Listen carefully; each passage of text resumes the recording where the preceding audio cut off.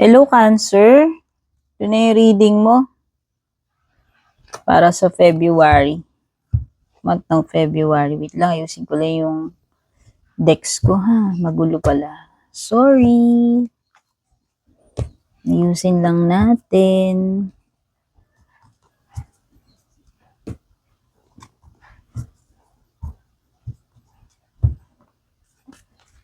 Yan.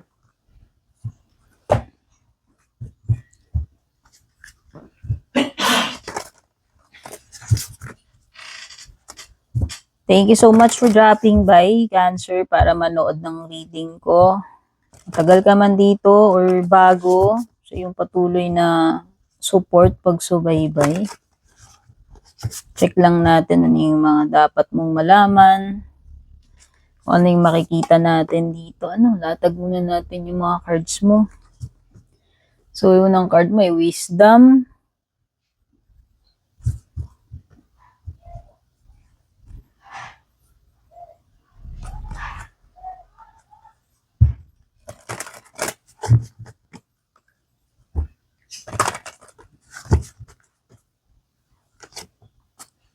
Never-ending story.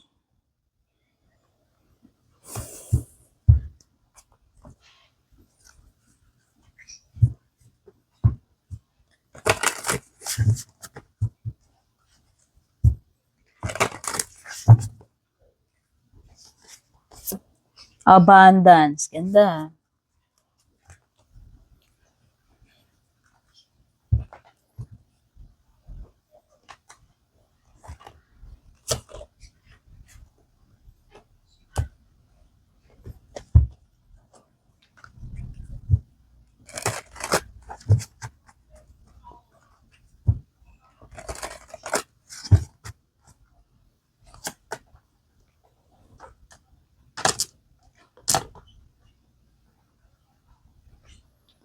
Wisdom, never-ending story, abundance. Oh, no card.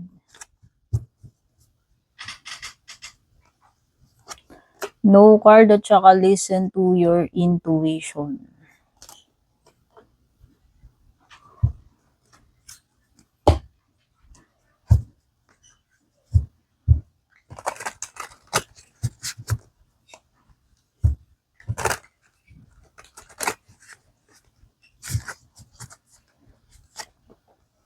Overnight success. Sugar-coated.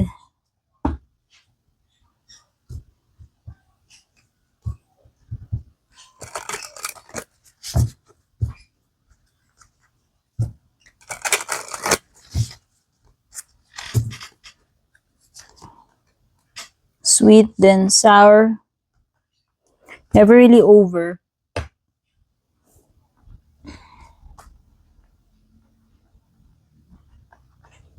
Pagkakasyahin ko lang kasi itong mga to. Ayan.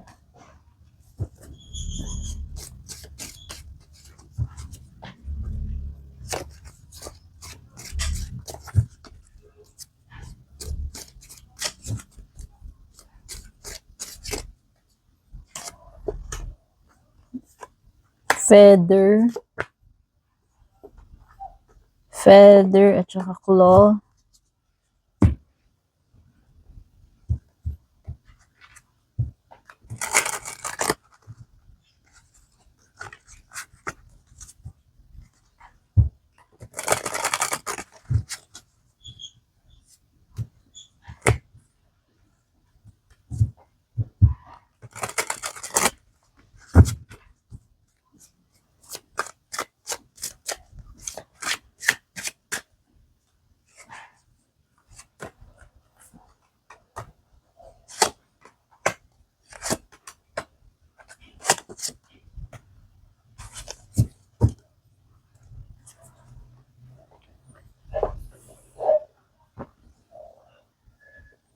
Okay, so himayin na natin yung mga cards mo. Itong wisdom card mo is a sign, Cancer, na you are about to be enlightened about something. It could be na merong merong situation wherein meron kang wisdom na matututunan out of this experience. And this card is also an indication na mag-watch out ka for messages or signs from your angels and guides. No, unti-unti kang nagkakaroon ng awareness. No, yun yung ibig sabihin nitong wisdom card mo. And dito naman, parang may similarity kasi siya dito eh. So, by the way, lumitaw yung card mo dito ng no. Kaya kung meron kang specific question, meron kang situation kung nag-iisip ka kung ano ang kasagutan, pwedeng it's a no, no? Since lumilitaw yung no card mo. And same with wisdom card, listen to your intuition. Para sa akin, parang may similarity itong dalawa. Kasi during this time, malakas yung intuition mo. And kumbaga, gamitin mong guide yung, kumbaga, hindi mo pwedeng i-ignore yung intuition mo at this moment. Maaaring nararamdaman mo, meron kang strong sense. And i-trust mo yung intuition mo during this time. Yun yung sinasabi nitong listen to your intuition card, no?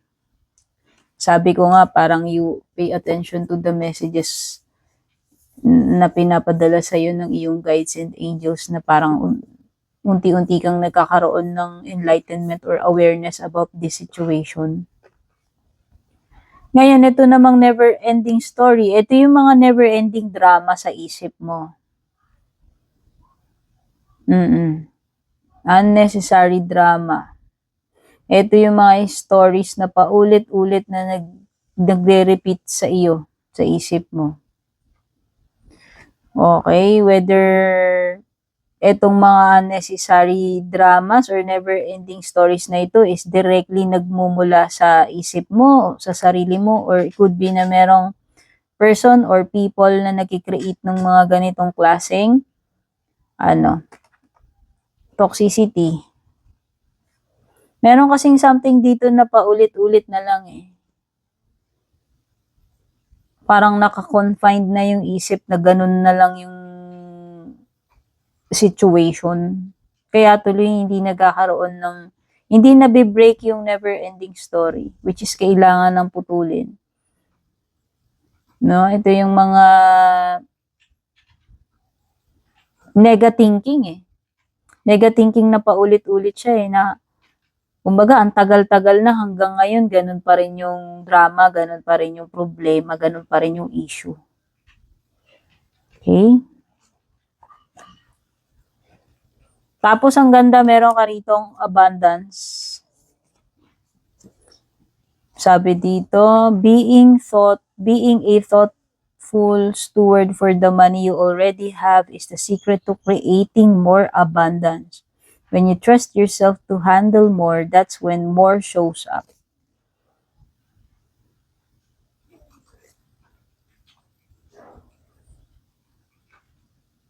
Sa tingin ko lang, maaapektuhan itong abundance mo kung patuloy pa rin itong mga never-ending story sa isip mo.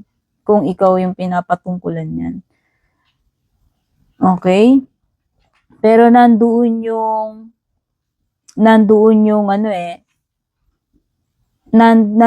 energy ng abundance sa'yo this February, Cancer. Kung marunong ka magpahalaga sa kung anong meron ka, yun yung abundance, yun yung more on nafe-feel ko rito eh. The more na iniisip mo positive instead na itong mga negative never-ending story mo is the more na magiging abundant ka, yun yung nafe-feel ko rito.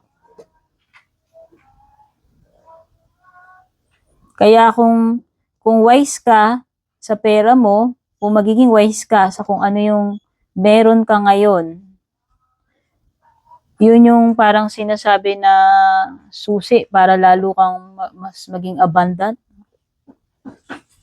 na mas makaka-attract ka ng ano, ng more abundance. So, paano ko ba sasabihin to? Kung ano man yung meron ka ngayon, i-handle mo ng maayos, paano mo yan palalaguin. Okay, kasi nakakakita tayo dito ng energy ng makaka-attract ka ng more abundance.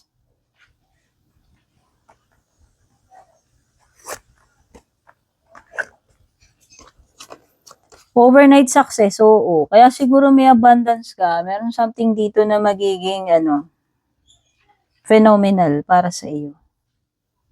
Hindi mo akalain na mag-hit ito.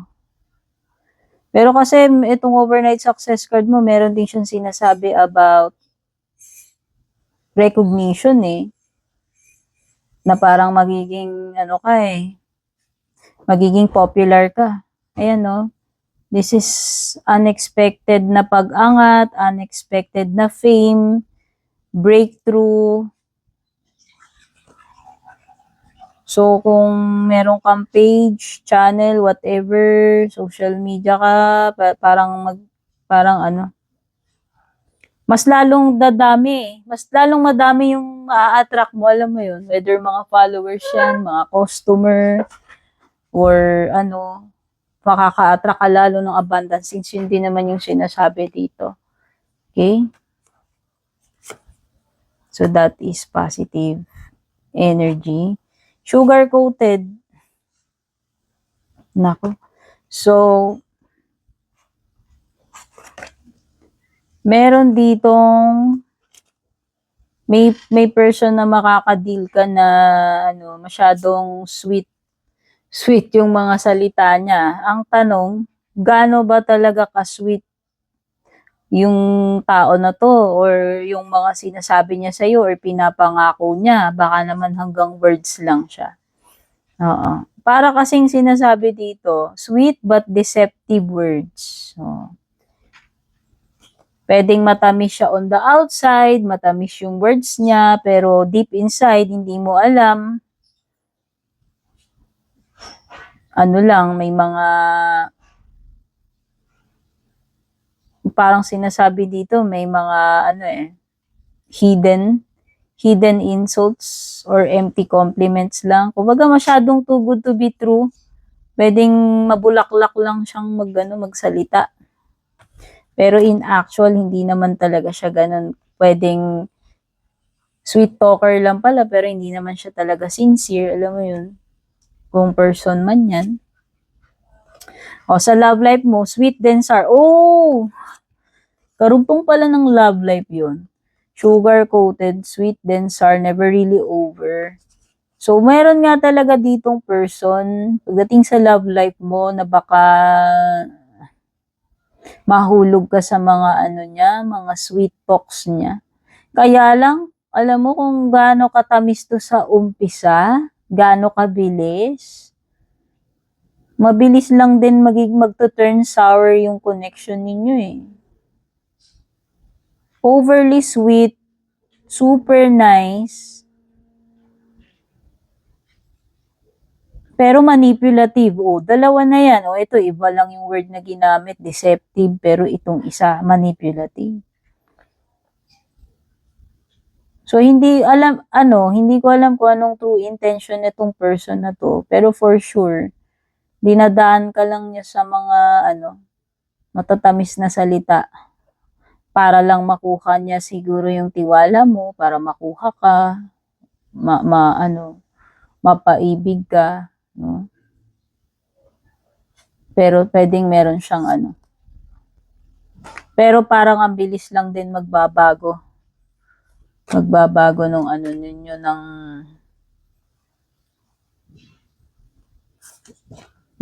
ang tawag dito, bilis lang din magbabago yung mood netong person na to sa inyo. Mag-iiba lang din agad yung mabilis mag-turn yung kanyang mabilis mag-turn yung mood sa connection ninyong dalawa from super sweet tapos one day bigla na lang siyang magiging asim. Never really over. Lingering energy, soul tie, no closure. Oh, yung iba dito baka hanggang ngayon, naghihintay kayo ng closure pero wala pa rin kayong maliwanag, wala pa ring maliwanag na explanation sa inyo kung bakit from super sweet, bigla na lang umasim yung relationship ninyo or umasim bigla tong person na to sa'yo. And pwedeng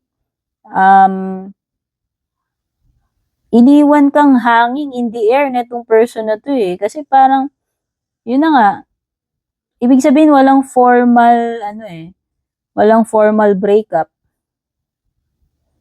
So, naiwan ka sa ere. And, syempre, dahil ganun yung situation, parang, hanggang ngayon, question mark pa rin sa'yo. Hanggang ngayon, naghihintay ka pa rin ng answers or closure dito sa, sa person na to. So, parang tied up ka pa rin. Nandun pa rin, lingering pa rin yung energy. Hanggat hindi nagkakaroon ng closure yan. No? So, nandun yung energy ng pagiging stuck. Magiging stuck mo dito sa person na to. And hindi natin alam kung magkakaroon pa ba ng answers or continuation yan.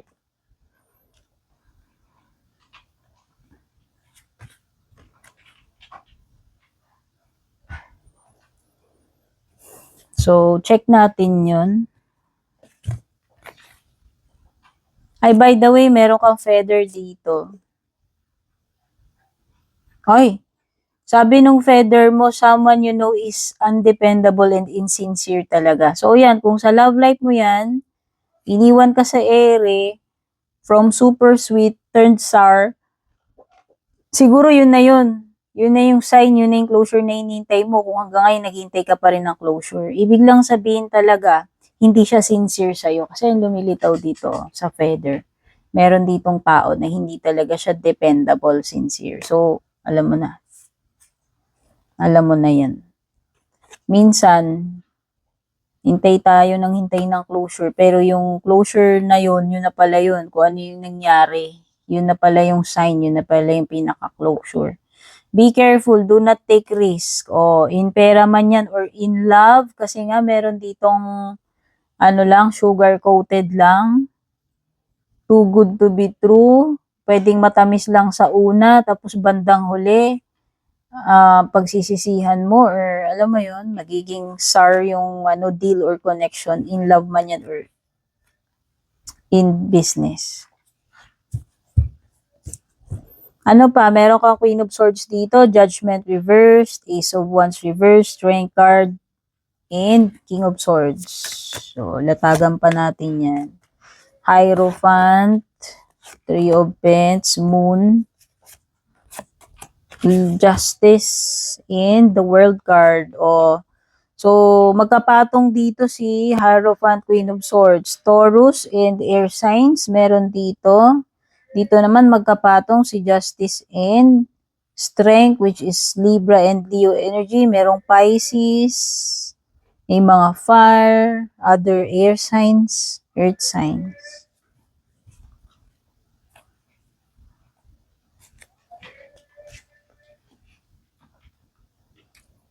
Alam mo, may mga bagay dito sa Queen of Swords, deal mo na right away kung ano man itong mga problema na to, issues, better to face it now kesa naman i-delay mo and eventually malalala pa yung problema and eventually in the end kung i-delay mo, ipoprocrastinate mo to, hindi rin naman mawawala yung problema, nandun pa rin, i-deal with mo pa rin. Kumbaga parang dinelay lang, pinprocrastinate lang. So kung meron mang mga bagay dito na kailangan mo nang harapin agad, problema, putulin, kung kailangan putulin, maging kung kinakailangan mo na mag-decide, sabihin yung truth dito, maging straightforward kayo yung approach ni Queen of Swords. Okay? Wag kang mag-hesitate to speak your mind and maging prangka, no? Pagdating doon sa sa mga gusto mong sa mga ideas mo or gusto mong sabihin.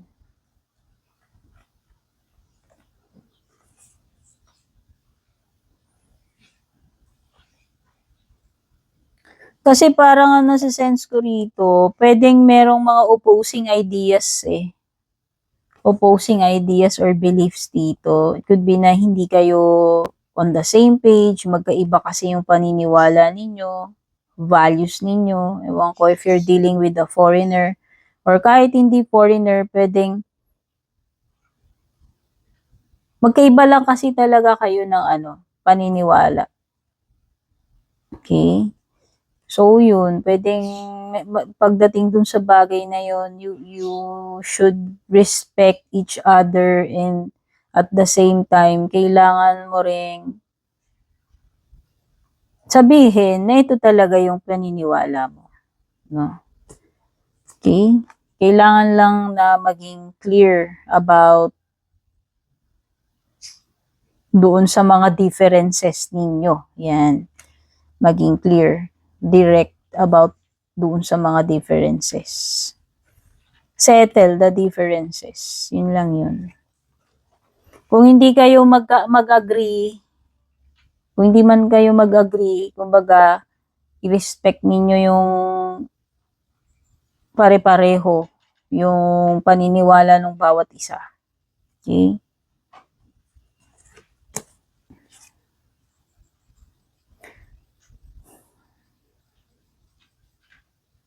Meron ditong nafe-feel ko sa judgment card, parang meron ditong nami-misjudge siya or nami-misinterpret. Kaya nga importante yung communication dito eh. Importante na maging clear ka with what your true intentions or thoughts or feelings. I-express mo siya, ipapaliwanag mo. Kasi parang meron something dito na parang mami-misjudge ka or mami-misinterpret ka nila. Okay? So, importante yung pakikipag-communicate at kung maipaliwanag mo, ano ba talaga yung saloobin mo, opinion mo, nararamdaman mo, gusto mong sabihin about that specific matter or doon sa situation na yon.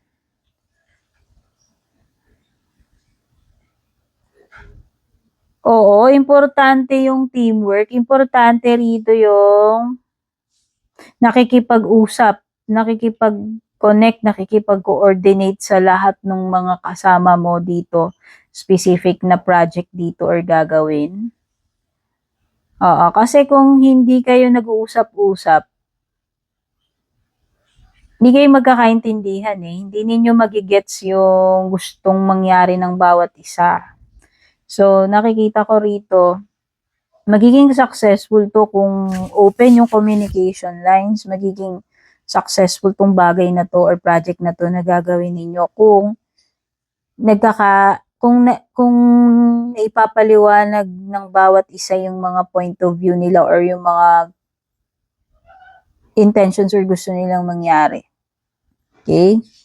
So, nakikita ko rito na pwedeng mayroong mga new opportunities for you, pwedeng may mga mamimit ka, mga bago ka makakatrabaho, makakasama. It could indicate na pwede kang malipat sa ibang lugar, ibang company, ibang branch, ibang department, no? Nakikita ko rin talaga na alam mo yun, nagiging napapansin ka eh. Alam mo yung nakikita nila yung galing mo, nakikita nila yung potential mo, yung kakayahan mo, no? Pwedeng mai-impress mo yung boss mo, no?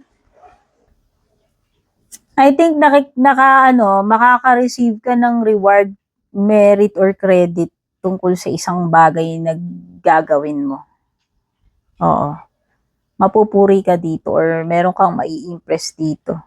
So, sa workplace man yan.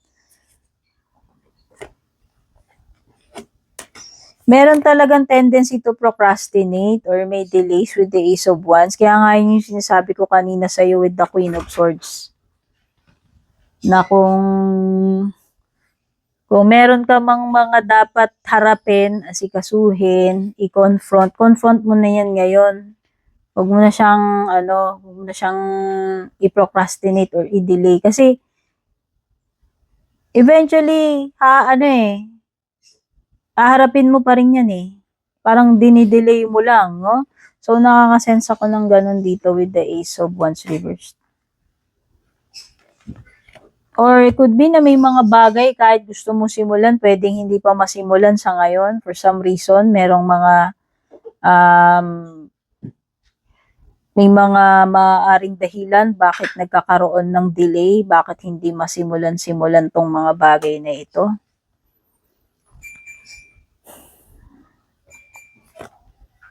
Strength card and Justice. Okay, it could be na yung iba sa inyo, you're lacking inner strength para gawin yung bagay na yan. Maybe yun yung nakakapagpa-hold back, nakakapagpa-delay sa'yo. Bakit hindi mo masimulan-simulan? Baka kulang ka ng confidence, kulang ka ng lakas ng tapang dito, Pwedeng ganun. Or yun na nga, para ka kasing napanghihinaan ng loob eh. Kaya siguro hindi mo to magawa-gawa, masimulan kung ano man yan. Okay? Kung meron mang person dito, pwedeng dinadaga tong person na to. Kung meron man siyang attraction, kasi na-feel ko parang may person dito, gusto niya mag-make ng move. Kaya lang parang, kulang siya ng tapang para gawin yung bagay na yun. O, kung meron mang person na gustong i-approach ka, romantic man yan, no? Andun yung andun yung attraction, andun yung interest niya. Kaya lang, parang siguro na dinadaga, natotorpe or whatever. Okay, Justice, Moon card.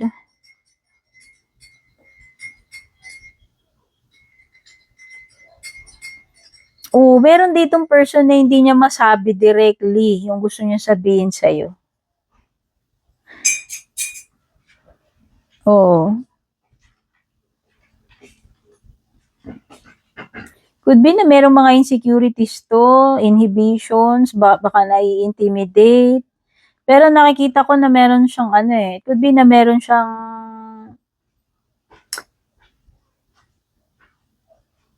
may hidden admiration, attraction sa'yo tong person na to.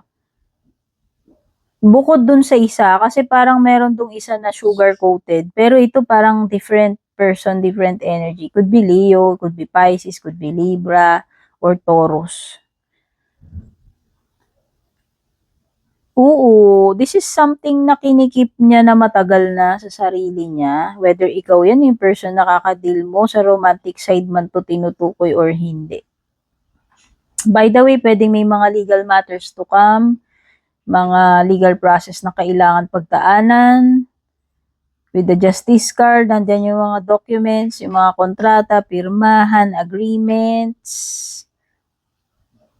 settlement pwedeng may mga bagay na dadaan dito sa court mismo or sa mga hearings. Pero favorable naman to, ka mag-alala, Justice card. Ibig sabihin mo kang hindi ka naman talo or argabyado rito. Ano man itong bagay na to situation. Legal matter man yan or hindi. Nakikita ko rin na pwedeng may mga important na decision making ka na gagawin. Basta kung ano naman itong mga bagay na to, kailangan ng mga permit, dokumento, dadaan sa legal process yan. Okay, kung sa person, meron ditong some kind of unfinished business. Yun nga siguro yung closure. Siguro hanggang ngayon, hindi pa rin mabibigyan ng linaw sa'yo yan. Or closure. Pwedeng meron pa rin kasing naghihintay dito. Pero alam mo kung naghihintay ka, mukhang wala ka nang aasahan, dear eh. Kaya nga, di ba sabi ko nga minsan yung biglaang pagbabago na lang ng person na yun. Maybe yun na talaga yung closure or sign na hinihintay mo. Kaya nga, gamitin mo na lang yung intuition mo. Yung wisdom mo about sa specific na mga situations na yun.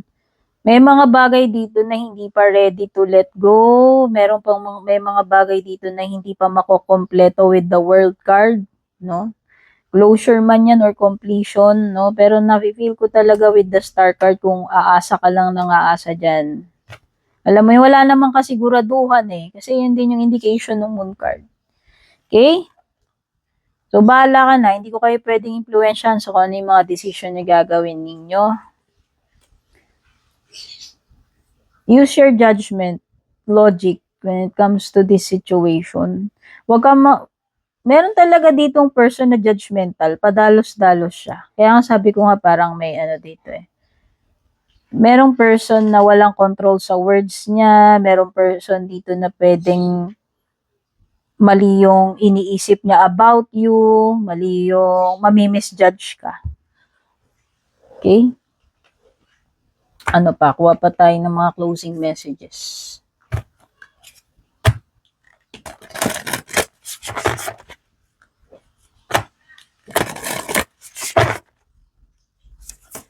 Oops, ang dami na. Isa lang. Isa lang.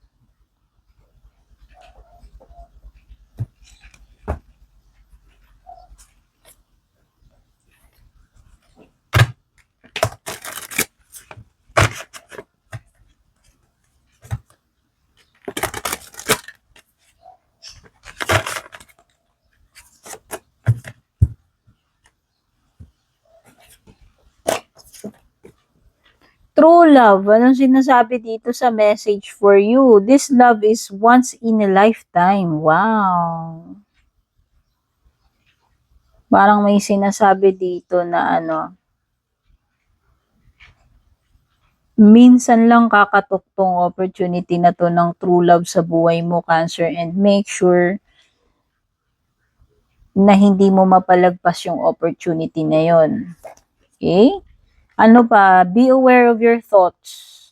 Be aware of your behavior, attitudes, and habits in your life. Awareness is enlightening. Di ba may sinabi ako about wisdom, enlightenment, and intuition kanina.